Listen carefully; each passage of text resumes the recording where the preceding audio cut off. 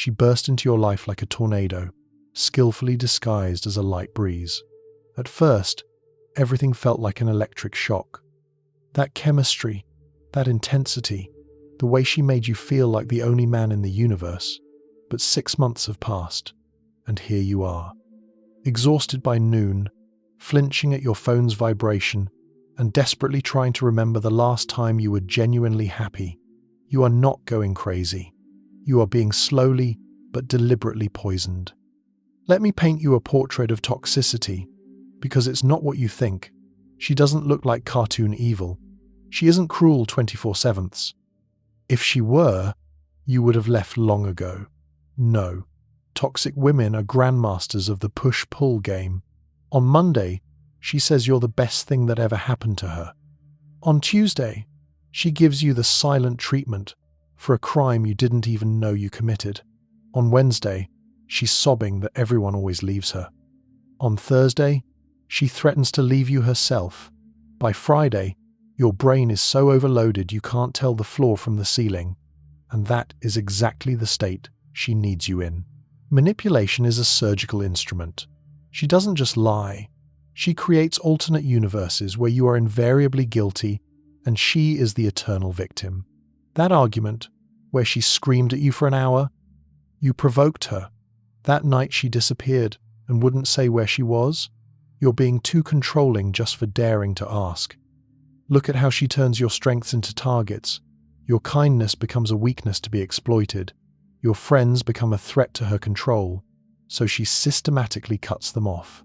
She is strategically toxic. She attacks everything that makes you strong, stable, and sane. The chaos she sows is not a side effect. It is her oxygen. When everything is calm, she will fabricate drama. She needs you off balance, reactive, and constantly putting out fires. Because in that state, you are easiest to control. Calm is her enemy, because calm men have time to think, and men who think eventually realize they are being played. Your body understands she is poison long before your brain admits it. That constant fatigue, that's your nervous system stuck in fight or flight mode. You are not weak. You are being systematically broken. You are being turned into an emotional puppet. Here is the moment that changes everything. When you finally tell her no and really mean it. Look at her face. That split second of shock before the manipulation kicks in.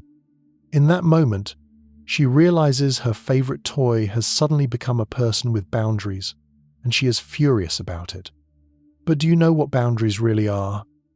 They are the difference between being her partner and being her prisoner. They are the line between loving someone and losing yourself. The toxic woman in your life has trained you like a circus animal. Every time you tried to set a boundary, she hit you with emotional terrorism. I thought you loved me. Or, you're going to abandon me. Just like everyone else. She turned your attempts at self-protection into proof of your cruelty. And eventually, you stopped trying. But here is what she never told you. Boundaries are not requests for permission. They are statements of fact. You don't ask someone to respect your boundaries. You enforce them. You don't explain why you deserve basic respect. You simply state what you will and will not accept, and then you back it up with action. Setting boundaries with a toxic woman is like this. I will not continue this conversation while you are screaming.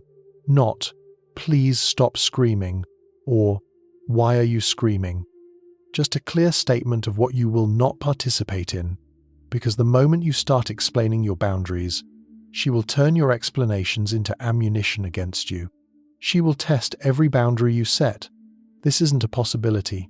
It is a guarantee. When you say you won't tolerate disrespect, she will disrespect you with twice the force to see if you'll break. When you say certain behavior is unacceptable, she will do exactly that. This isn't her being difficult. This is her testing whether your boundaries are real or just suggestions she can ignore. The pushback will be nuclear. She will cry, rage, play the victim, and threaten to leave. She will use every emotional weapon in her arsenal because your boundaries threaten her control.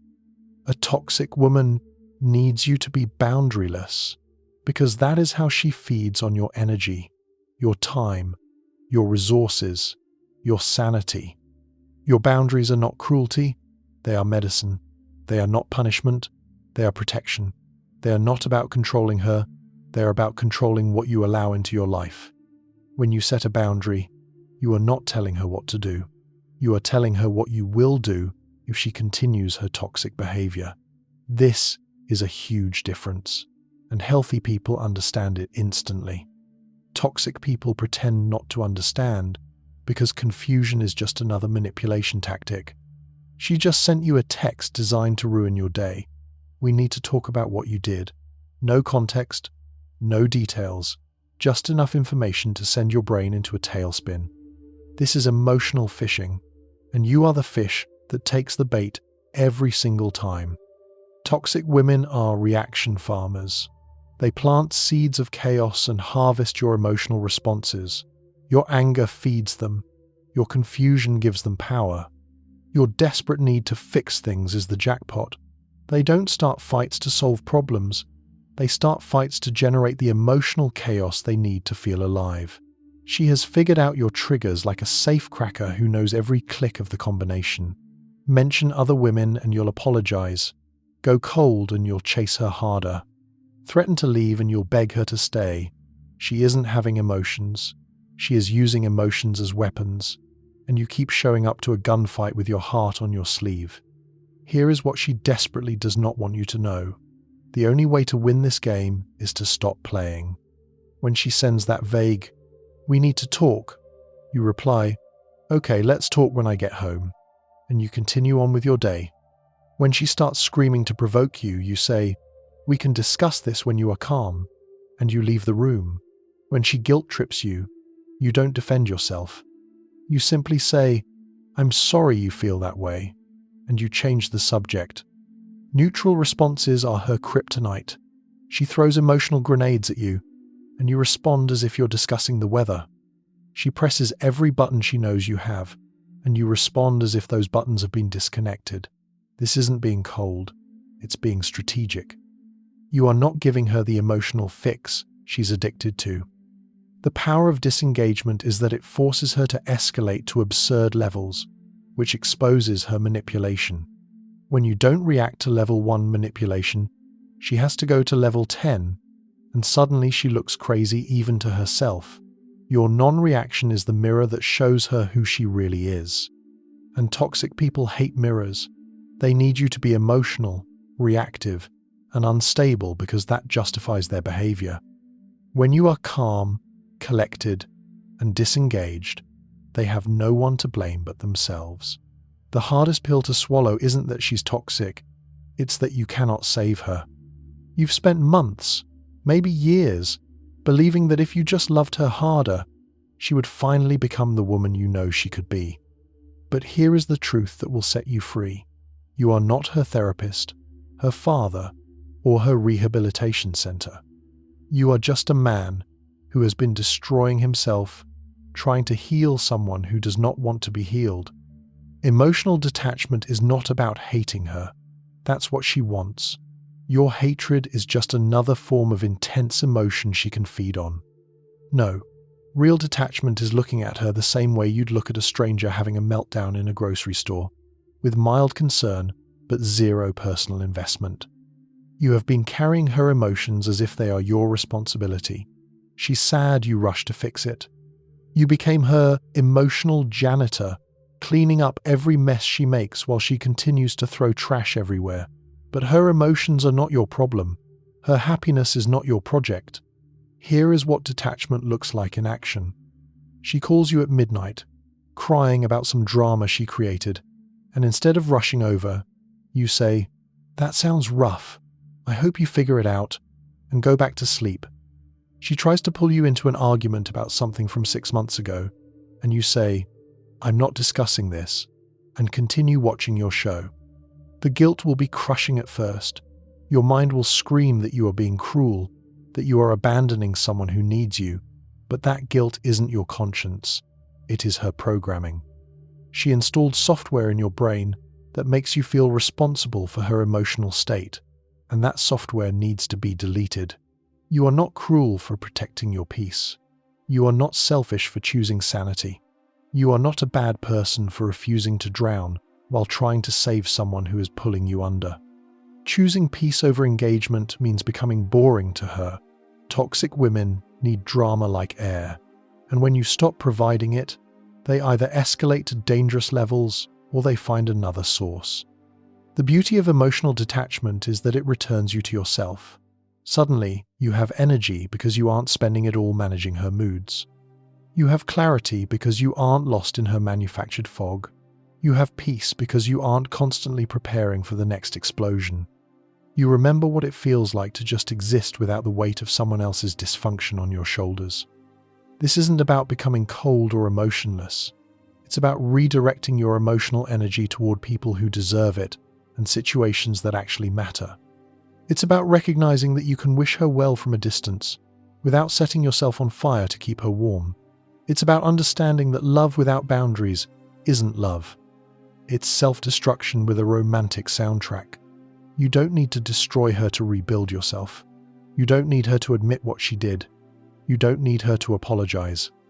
You just need to walk away with your dignity and let her live with the consequences of being herself. The opposite of love isn't hate. It's indifference. And indifference is the only currency that has no value in her economy of chaos. You can limit contact without becoming the villain in your own story.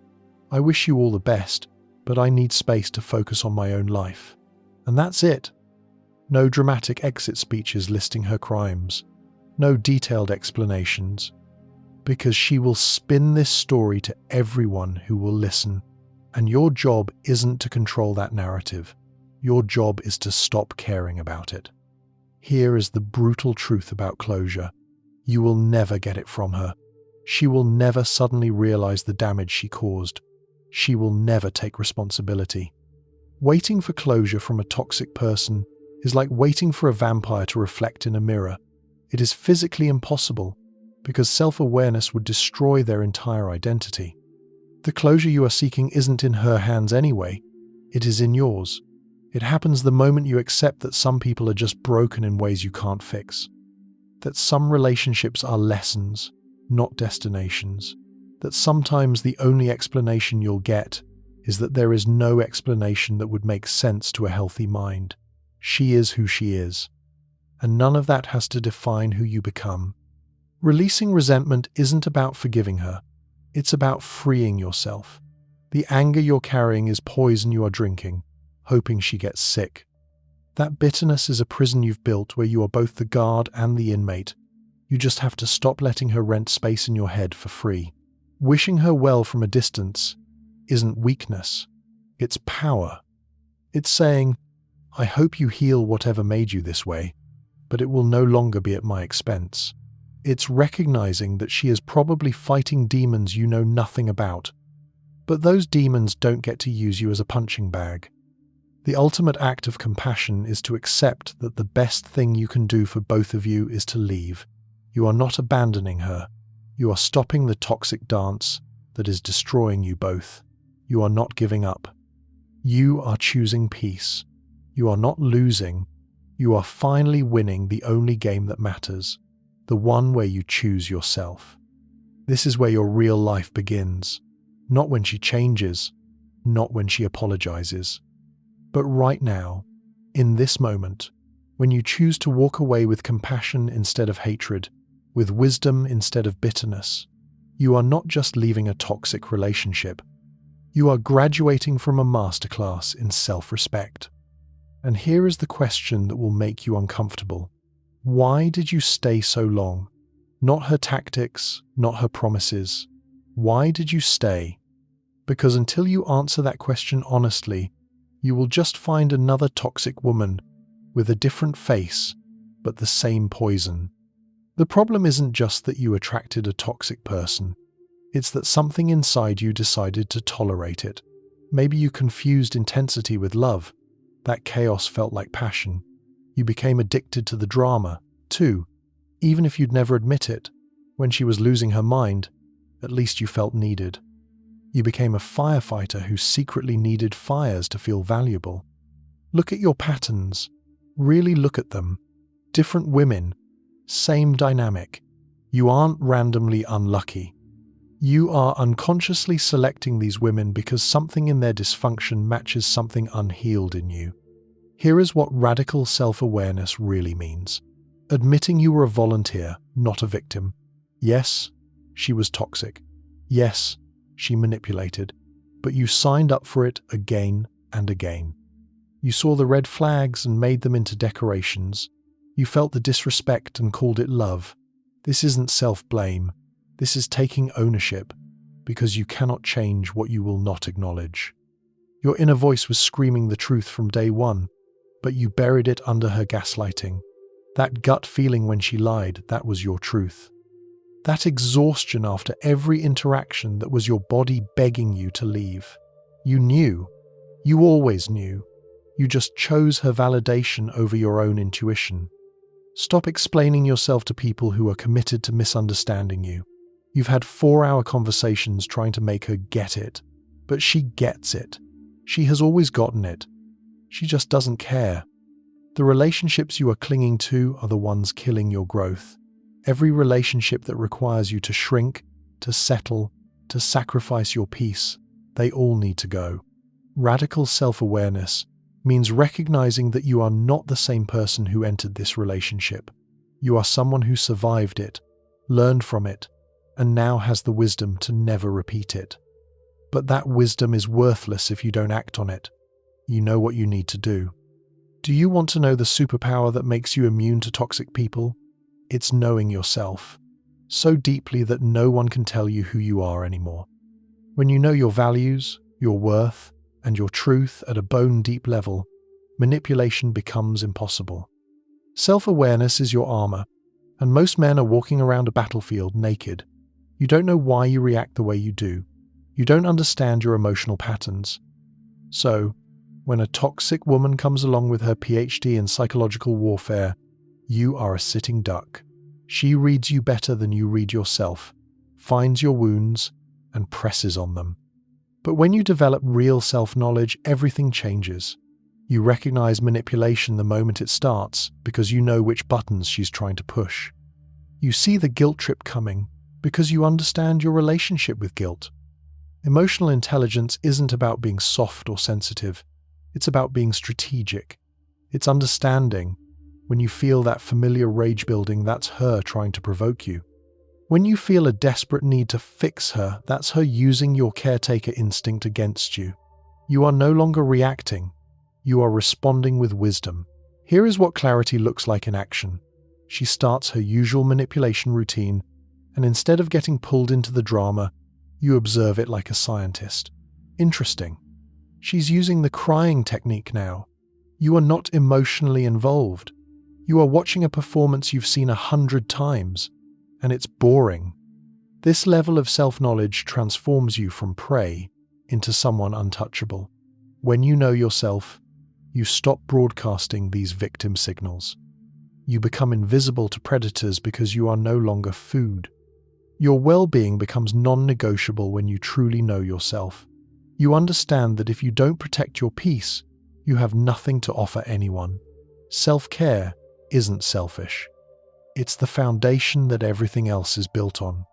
The moment you prioritize your well-being over her approval, the game ends. She can cry, but your peace matters more than her tears. She can rage, but your mental health matters more than her tantrums. This is what real power looks like. You are sitting in perfect calm while she exhausts herself trying to trigger you. You are sleeping peacefully while she sends 17 texts trying to start a fight. You are not fighting her anymore. You have transcended the battlefield entirely. The final truth is this: no one can manipulate someone who knows themselves completely. No one can gaslight someone who trusts their own perception. No one can control someone who's already in control of themselves. Your self-knowledge isn't just protection, it's power. And once you claim that power, you become ungovernable by anyone except yourself. Self-knowledge is your armor. If you are ready to stop being a target, you want to master your own mind and understand the complex game of psychology, subscribe to Psycheria. Click the bell so you don't miss the tools that will make you invulnerable.